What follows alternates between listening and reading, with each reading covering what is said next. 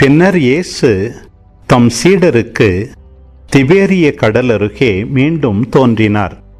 அவர் தோன்றியது இவ்வாறு: சீமோன் பேதுரு, திதிம் எனப்படும் தோமா, கலிலேயாவில் உள்ள கானாவைச் சேர்ந்த நத்தனியேல், செபதேயுவின் மக்கள் ஆகியோரோடு இயேசுவின் சீடர்களுள் வேறு இருவரும் கூடியிருந்தனர். அப்போது சீமோன் பேதுரு அவர்களிடம், நான் மீன் பிடிக்கப் போகிறேன் என்றார். அவர்கள், நாங்களும் உம்மோடு வருகிறோம் என்று போய் படகில் ஏறினார்கள். அன்று இரவு அவர்களுக்கு மீன் ஒன்றும் கிடைக்கவில்லை. ஏற்கனவே விடியற்காலை ஆகியிருந்தது. இயேசு கரையில் நின்றார்.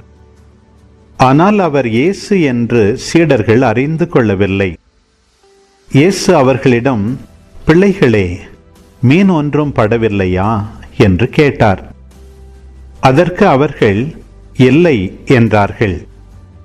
அவர், படகின் வலப்பக்கத்தில் வலை வீசுங்கள், மீன் கிடைக்கும் என்று அவர்களிடம் கூறினார்.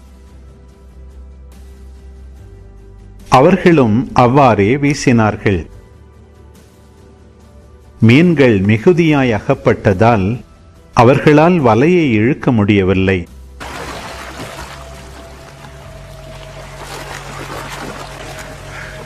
இயேசுவின் அன்பு சீடர் அதை கண்டு பேதுருவிடம், அங்கு நிற்பவர் ஆண்டவர்தாம் என்றார். அதை கேட்டவுடன் தம் ஆடையை களைந்திருந்த சீமோன் பேதுரு ஆடையை இடுப்பில் கட்டிக்கொண்டு கடலில் குதித்தார். மற்ற சீடர்கள் மீன்களுடன் வலையை இழுத்து கொண்டு படகிலேயே வந்தார்கள். அவர்கள் கரையிலிருந்து வெகு தொலையில் இல்லை, ஏறக்குறைய 100 மீட்டர் தொலையில்தான் இருந்தார்கள்.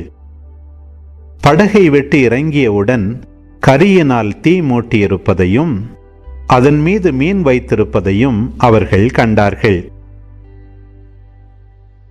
அங்கு அப்பமும் இருந்தது. இயேசு அவர்களிடம், நீங்கள் இப்போது பிடித்தவற்றில் சில மீன்களை கொண்டு வாருங்கள் என்றார். சீமோன் பேதுரு படகில் ஏறி வலையை கரைக்கு இழுத்தார். வலை நிறைய பெரிய மீன்கள் இருந்தன. அவற்றின் எண்ணிக்கை 153. இத்தனை மீன்கள் இருந்தும் வலை கிழியவில்லை. இயேசு அவர்களிடம், உணவருந்த வாருங்கள் என்றார். சீடர்களுள் எவரும், நீர் யார் என்று இயேசுவிடம் கேட்க துணியவில்லை.